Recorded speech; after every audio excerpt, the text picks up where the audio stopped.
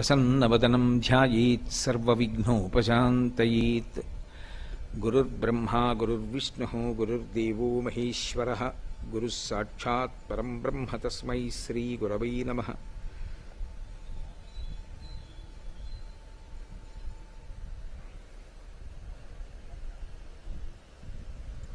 వ్యాసాయ విష్ణురూపాయ వ్యాసరూపాయ విష్ణవే నమో వై బ్రహ్మనిధయే వాసిష్ఠాయ నమో నమః.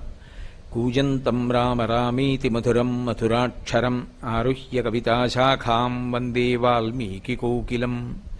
శ్రుతిస్మృతిపురాణానాం ఆలయం కరుణాలయం నమామి భగవత్పాదశంకరం లోకశంకరం. వాగర్ధావివ సంపృక్తౌ వాగర్ధప్రతిపత్తయే జగతః పితరౌ వందే పార్వతీ పరమేశ్వరౌ. సూక్తిం సమగ్రయతున స్వయమేవ లక్ష్మీః శ్రీరంగరాజమహిషీ మధురైః కటాక్షైః. వైదగ్ధ్యవర్ణగుణగుంభనగౌరవైర్యాం కండూలకర్ణకుహరాः కవయోధయంతి. హైమోర్ధ్వపుండ్రమజహన్మకుటం సునాసం మందస్మితం మకరకుండలచారుగండం బింబాధరం బహుళదీర్ఘకృపాకటాక్షం. శ్రీవేంకటేశముఖమాత్మని సన్నిధత్తాం.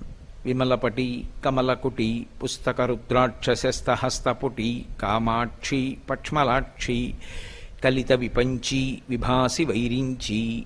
మనోజవం మరుతతుల్యవేగం జితేంద్రియం బుద్ధిమతాం వరిష్టం. వాతాత్మజం వనరయూధముఖ్యం శ్రీరామదూతం శిరసా నమామి. ఆపదామపహర్తారం దాతారం సర్వసంపదాం లోకాభిరామం శ్రీరామం భూయో భూయో నమామ్యహం.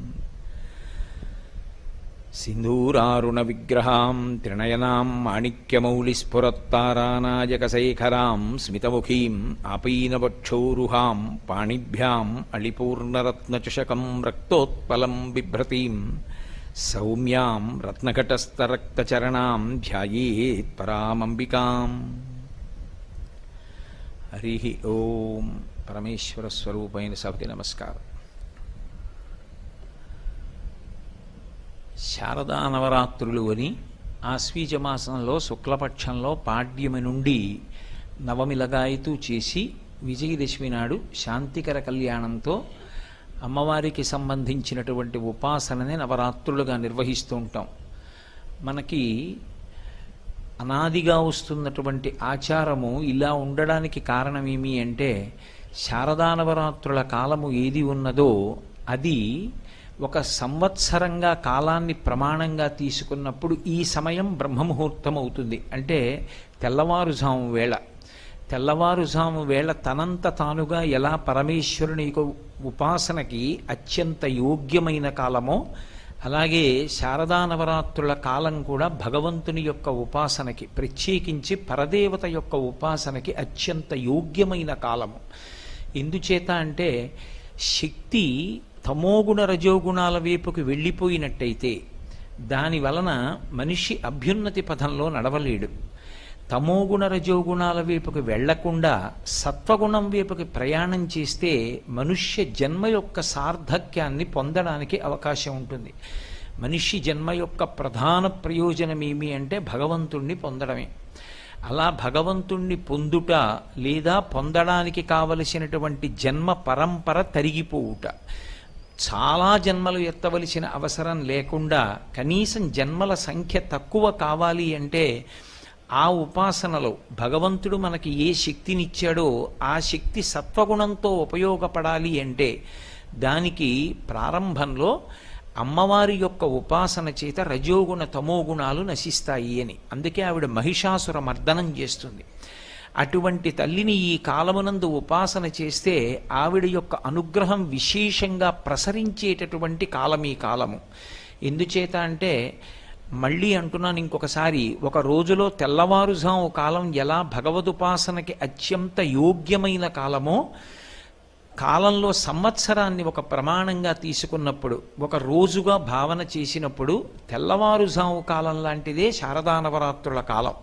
అందుకే అది ఉపాసనకి అత్యంత యోగ్యమైన కాలం. భగవతి అపారమైనటువంటి కరుణామయి. రెండు అపారమైనటువంటి శక్తివంతురాలు. మీరు ఏ శక్తి పేరు చెప్పండి, ఆ శక్తులన్నీ ఏదో ఒక శక్తిలోంచి ఉత్పన్నమై ఉంటాయి. దానిని ఆదిశక్తి అని పిలుస్తారు. ఇప్పుడు ఈ మైక్ గట్టిగా మాట్లాడాలన్నా విద్యుత్ శక్తి ఉండాలి, దీపాలు వెలగాలన్నా విద్యుత్ శక్తి ఉండాలి, పంఖాలు తిరగాలన్నా విద్యుత్ శక్తి ఉండాలి. ఇన్నిటికీ ఆధారభూతమైనటువంటి ఆ శక్తి ఒకటి ఉంటే ఈ ఉపకరణములన్నీ పనిచేస్తాయి. అలాగే ఆ తల్లి యొక్క అనుగ్రహము ఈ శరీరమునందు ఉంటే ఇది అనేక రకములుగా పనిచేస్తుంటుంది. అసలు దీనికి ఆకలిస్తోంది, ఇందులో పదార్థం అయిపోయింది కాబట్టి ఇంకా కొంత పదార్థం వెయ్యి అని. అలాగే ఆ తల్లి యొక్క అనుగ్రహము ఈ శరీరమునందు ఉంటే ఇది అనేక రకములుగా పనిచేస్తుంటుంది. అసలు దీనికి ఆకలిస్తోంది, ఇందులో పదార్థం అయిపోయింది కాబట్టి ఇంకా కొంత పదార్థం వెయ్యి అని చెప్పగలిగినటువంటి ప్రక్రియ ఒకటి నడవడం ఆరోగ్యం. అందుకే యాదేవీ సర్వభూతేషు క్షుధారూపేణ సంస్థిత నమస్తస్యై నమస్తస్యై నమస్తస్యై నమో నమః. ఆ తల్లి ఆకలి రూపంలో శరీరంలో ఉండి నువ్వు తిన్నటువంటి పదార్థం పూర్తయిపోయింది కాబట్టి మళ్ళీ కొంత పదార్థాన్ని వెయ్యి అని అడుగుతుంది. వేసిన పదార్థాన్ని జీర్ణశక్తి అంటాం. జీర్ణం చెయ్యడానికి కావలసినటువంటి శక్తిగా ఆమెయే లోపల పొటమరిస్తుంది. ఒకడికి ఉపన్యాస శక్తిగా, ఒకరికి పాట పాడే శక్తిగా, ఒకరి యందు ఒక మంచి వాద్యాన్ని మ్రోగించగలిగినటువంటి శక్తిగా, ఒకరి యందు కార్యాన్ని దక్షతతో నిర్వహించగలిగినటువంటి శక్తిగా ఆవిడ ప్రచోదనమవుతుంది. ప్రచోదనమై ఆమె ఆయన చేత ఆ కార్యాన్ని సాధింపచేసి ఆయన ఆ కార్యాన్ని సాధించాడు అనేటటువంటి కీర్తిని కట్టపెడుతుంది. అందుకే యశస్విని అని పేరు. ఒక వ్యక్తి ఒక విషయంలో అపారమైనటువంటి కీర్తి పొంది ఉన్నాడనుకోండి, అలా కీర్తి దేని చేత పొందుతాడు అంటే పరదేవత ఆయన యందు ఒక విభూతిగా ప్రకటనమవుతుంది. ప్రకటనమై కీర్తిని ఆయనకి కట్టబడుతుంది. ఎందుకంటే ఆ శక్తి ఎవరికి కనపడేది కాదు.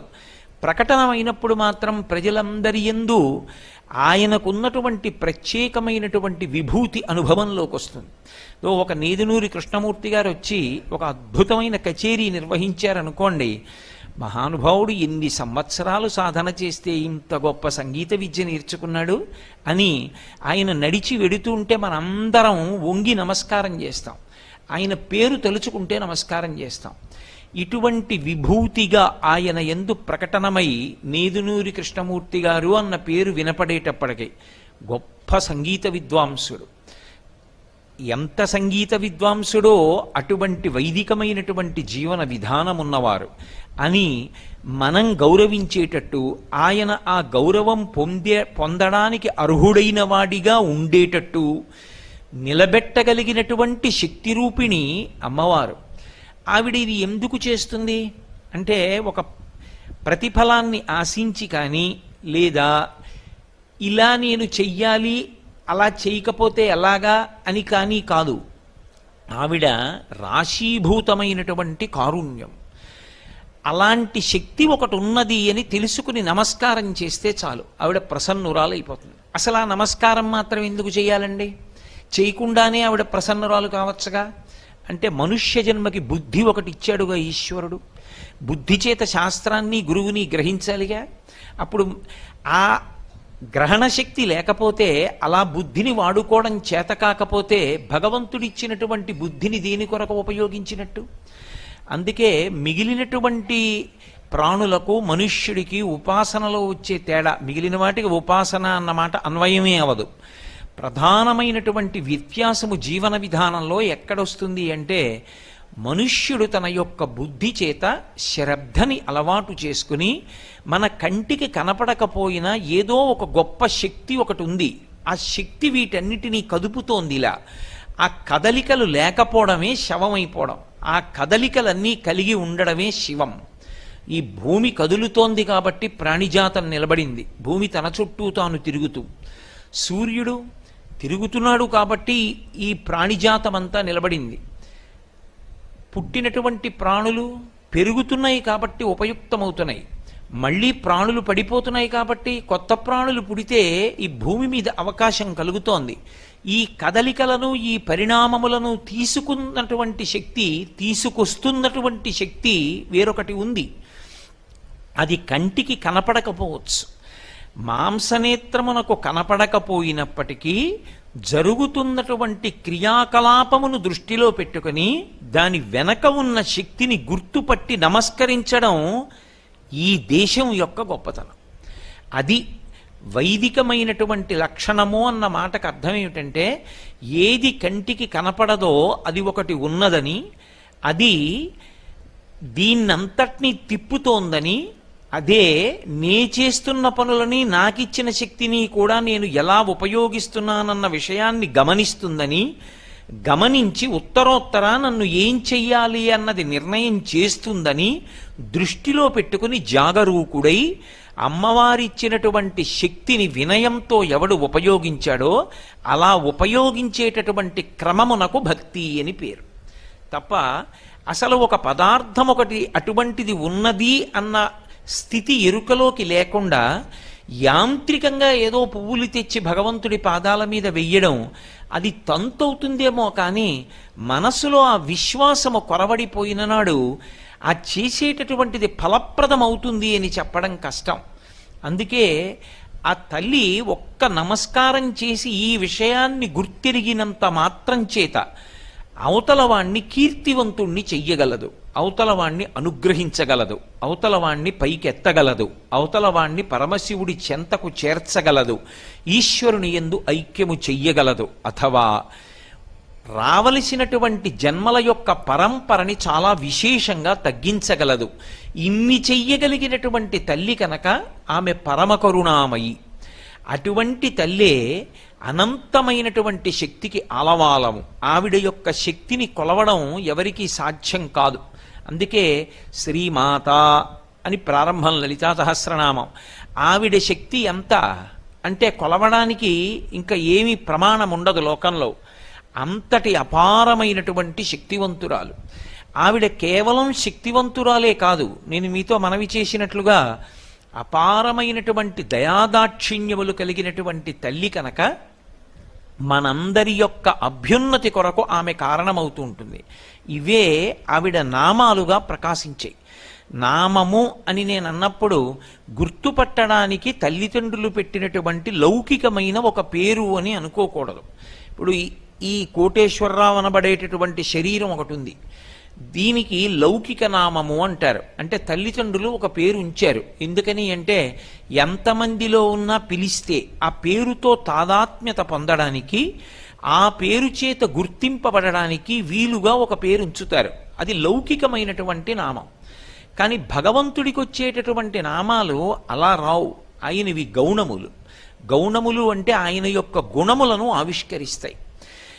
ఆయన అనండి, ఆవిడ అనండి, భగవత్ తత్వమునందు లింగభేదమునకు అవకాశం ఉండదు. స్త్రీ పురుష నపుంసక మూర్తియును కాక, తిర్య కమర నరాది మూర్తియును కాక, కర్మ గుణ భేద సదసత్ప్రకాశి కాక, వెనుక నందియుతానగు విభుతలంతు అంటారు పోతన గారి భాగవతంలో. అది ఒక కాంతి స్వరూపం. దాన్ని మీరు ఏ పేరు పెట్టి పిలవండి పలుకుతుంది. అందుకే దానికి లింగభేదం ఉండదు ఆ భగవత్ శక్తికి, ఆ భగవత్ తత్వానికి. అటువంటి భగవత్ తత్వము ఏదైతే ఉందో అది ఉదారమై అపారమైనటువంటి ఉద్ధరణ హేతువులైనటువంటి కొన్ని గుణములను ప్రకటనం చేస్తూ ఉంటుంది. భక్తులను ఉద్ధరించడానికి కొన్ని గుణాలు బయటికి వస్తూ ఉంటాయి.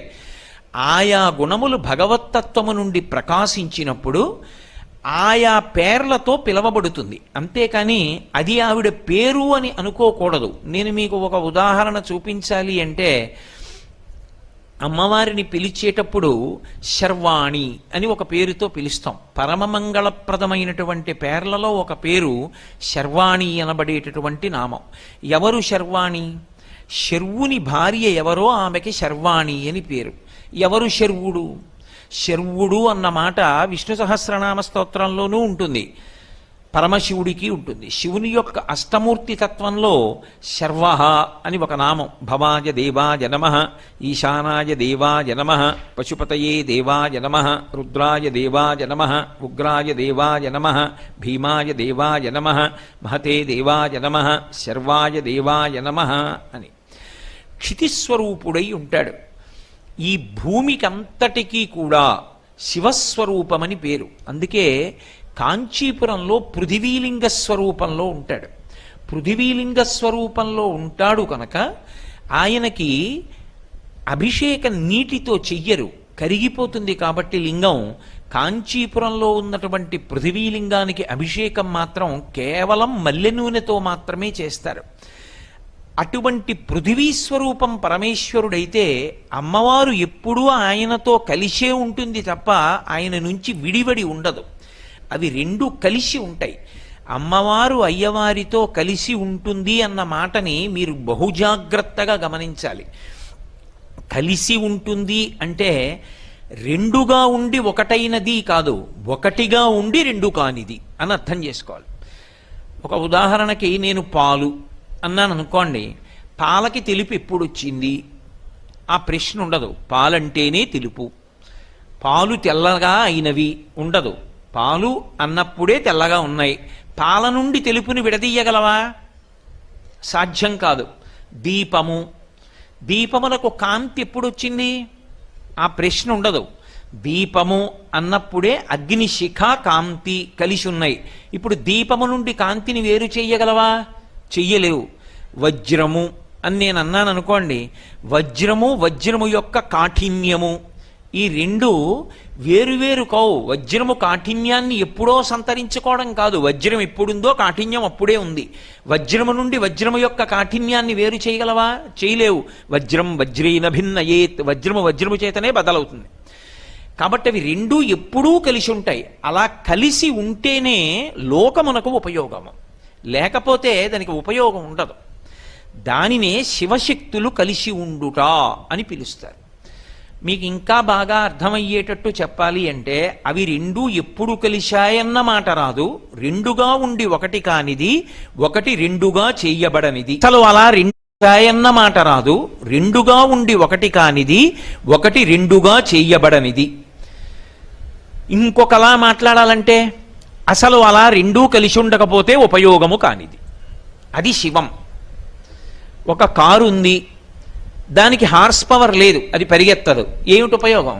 ఇప్పుడు దాన్ని కారు అని ఎవరన్నా పిలుస్తారా? దాన్ని ఎవరన్నా వాడుకుంటారా? అది పేరుకి కారు, అది ఎందుకు పనికిరాదండి అంటారు. ఆ వస్తువునకు ప్రయోజనము దానికి ఉండవలసినటువంటి శక్తితో కలిసి ఉంటే, అందుకనే హార్స్ పవర్ అంటాడు, ఆశ్విక శక్తి. ఆ కారు యొక్క పరిగెత్తగలిగిన శక్తి కారు అభిన్నము, రెండూ ఒకటే. కారు నుండి పరిగెత్తే శక్తి నువ్వు బయటికి రా అంటే రాదు. కోటేశ్వరరావు యొక్క ప్రవచన శక్తి అభేదం, రెండూ కలిసే ఉంటాయి. కోటేశ్వరరావు ఇక్కడికి రాకుండా కోటేశ్వరరావు ప్రవచన శక్తిని పంపిస్తానడం సాధ్యం కాదు. ఆయన వస్తేనే ఆయన ప్రవచన శక్తి ఆయనతో వస్తుంది. అందుకే అవి రెండు కలిసి ఉండి ఉపయుక్తములవుతూ ఉంటాయి తప్ప అసలు అవి రెండుగా ఉండి ఒకటి కానివి, ఒకటై ఉండి రెండుగా చేయబడనివి, రెండు కలిసి ఎప్పుడూ ఒకటిగా ఉండి ఉపయుక్తమైనవి అవి శివశక్తులు. ఇప్పుడు అటువంటిది కాబట్టే మళ్ళీ కలిసిపోయినప్పుడు ఇక శివశక్తులని రెండు ఉండవు, శివా అయిపోతుంది. శివ పరమశివుడు, శివా అమ్మవారు. ఇంకా మళ్ళీ వేరు పేరు ఉండదు. ఆ పేరులో దీర్ఘం చేతనే ఇద్దరు కలిసిపోయి ఉండిపోతారంతే. అలా ఉంటేనే ఉపయుక్తము. ఇప్పుడు నేను శర్వ క్షితిస్వరూపుడైనటువంటి పరమశివుడు అన్నాను అనుకోండి, అమ్మవారు అందులో ఎక్కడుందండి అని ప్రత్యేకం పేరు ఉండదు. శర్వాణి, శర్వుని భార్య శర్వాణి. పరమశివుడు భూమిగా ఉన్నాడు అన్నప్పుడు పరమశివుడు భూమిగా ఏం చేశాడో అదే అమ్మవారు. లేదు ఇంకా మీకు బాగా అర్థమయ్యేట్టు చెప్పాలంటే కారు యొక్క పరిగెత్తగలిగిన శక్తి అమ్మవారిని శక్తిగా చెప్తాం. కాబట్టి ఈ భూమిగా ఉందనుకోండి, ఈ భూమి ఉంటే ఏమిటి ప్రయోజనాలు? ఈ భూమి ఉంటే ఏవి ప్రయోజనాలు అని చెప్పబడతాయో అవన్నీ అమ్మవారు. ఇది ఋషి యొక్క దర్శనం. ఇది భారతీయ దర్శనము అని పిలుస్తారు. భారతీయ దృక్పథంలో ఏం చేస్తారంటే దీన్ని విజ్ఞాన శాస్త్రము చేత వేరు చేసి ఇలా ఈ శక్తి తనంత తాను ఉంది తప్ప దీనికి వెనక ఎవరో లేరని అనరు. ఉన్నాడు, వాడు మాంసనేత్రమునకు కనపడడు. అది ఋషి యొక్క దర్శనము. అందుకే భారతమాత అన్నారనుకోండి, ఏదో పెన్ను పట్టుకుని ఇలా గీస్తే వచ్చినది కాదు. వందే మాతరం, వందే మాతరం, సుజలాం సుఫలాం మలయజ శీతలాం సస్యశ్యామలాం వందే మాతరం. అందుకని బకించంద్ర చటర్జీ ఋషి అయ్యాడు. ఎందుచేత ఋషి అంటే వందే మాతరం భరతమాత. ఈ దేశమునందు అంతర్లీనముగా ఒక మాతృశక్తి ఉన్నది. ఆమె బిడ్డలం, మనందరం భారతీయులం. ఆ తల్లి బిడ్డలమన్న భావన కలిపింది, అది ఋషి భావన. అది ఇంకా విస్తృతి పొందితే శంకర భగవత్పాదులు మాతా చ పార్వతీదేవి పితాదేవో మహేశ్వర బాంధవా శివభక్తాశ్చ స్వదేశో భువనత్రయం. 3 లోకములు మేమే, అన్నదమ్ములమే, అక్క చెల్లెళ్ళమే. పార్వతీ పరమేశ్వరులు మా తల్లిదండ్రులు. దేశభక్తి అన్న దగ్గరికి వచ్చేటప్పటికి ఏ దేశమునందు నువ్వు ఉన్నావో ఆమె దేశమాత, భూమాత, గోమాత, లోకమాత, జనకమాత. అమ్మ శబ్దంతో సంకేతించి మనం బిడ్డలం. అమ్మ అన్నంత చేరిక ఇంకెవరి విషయంలో ఉండదు. కాబట్టి నాన్నగారి దగ్గరైనా కొంత పరిమితి, భయం ఉంటాయేమో. అమ్మ దగ్గర ఆ మాట ఉండదు. అమ్మ అంటేనే నా సంబంధం, హృదయ సంబంధం. అటువంటి సంబంధం ఉంది కాబట్టి అమ్మా అని పిలిచారు. పిలిచి దేశాన్ని గౌరవించాడు బకించంద్ర చటర్జీ. అలా భూమి అంటే భూమికి ఏ శక్తులున్నాయో ఆ శక్తుల్ని కేవలంగా ఏదో పదార్థ శక్తిగా మాత్రమే గుర్తించకుండా అవి పరదేవత యొక్క అనుగ్రహములు అని, ఈ మాంసనేత్రమునకు ఏవి కనపడతాయో అవి కాకుండా ఇంకా ఇంకా అసలు నేత్రమునకు కనపడనివి ఋషికి మాత్రమే భగవంతుని యొక్క అనుగ్రహము చేత సమాధి స్థితి యందు వినబడినవి మంత్ర రూపంలో వేదంలో ఋషులు ఇచ్చారు. అది తాత్విక దర్శనం అంటే. ఆ దర్శనం ఒక్క భారతదేశంలో ఋషులు మాత్రమే చేశారు. అందుకే ఋషికి ప్రత్యేకం తర్పణం. ఈ దేశంలో వాళ్ళు ఒకవేళ మనుష్య సంతతిగానే జన్మించినప్పటికీ ఆయన ఋషి, ఆయనకి తర్పణం ఉంటుంది. ఋషి తర్పణము అని చెప్పి ఋషికి తర్పణం ఇస్తారు. వ్యాస భగవానుడి పేరు చెప్పి ప్రారంభంలో తర్పణం ఇస్తారు. ఎందుకని అంటే ఋషి దార్శనికుడు. భగవంతుడు చెప్పిన మాటలు, వేదమంత్రాలు ఎవరు వ్రాయలేదు. ఆయన సమాధిలో ఉండగా ఆయనకి వినపడ్డాయి ఋషికి. ఎవరు విన్నాడో ఆయన ఏం చేశాడంటే శృతి, తన చెవితో స్వరంతో వినపడిన మంత్రాన్ని తన శిష్యుడికి చెప్పాడు. పరంపరాగతంగా పుస్తకం యొక్క ఆధారం అవసరం లేకుండా చెవిని ఆధారం చేసుకుని స్వరప్రోక్తంగా వేదమంత్రాలు ప్రమాణములుగా నిలబడ్డాయి. అందుకే ఏది ప్రమాణము? వేదమే ప్రమాణము. మొదటి ప్రమాణమేది వేదమే, శృతి ప్రమాణము. అలా మనకి అందించినటువంటి ఋషి దార్శనికుడై పరీక్షా కేంద్రంలో దొరికేటటువంటి శక్తిని, మాంసనేత్రమునకు కనపడే శక్తిని మాత్రమే కాక భగవంతుని యొక్క అనుగ్రహం చేత తనకి దర్శనమైనటువంటిది, తనకి వినపడినటువంటి దాన్ని లోకమునకు ప్రకాశింపజేస్తాడు.